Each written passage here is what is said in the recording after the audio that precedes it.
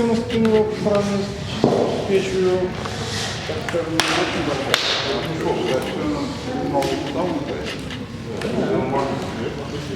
Тепло, значит, только вот когда вот он горит, кирпич прогревается, и он уже отражает. А так практически это, как бы, костер на море, а это дома. Тоже приятно.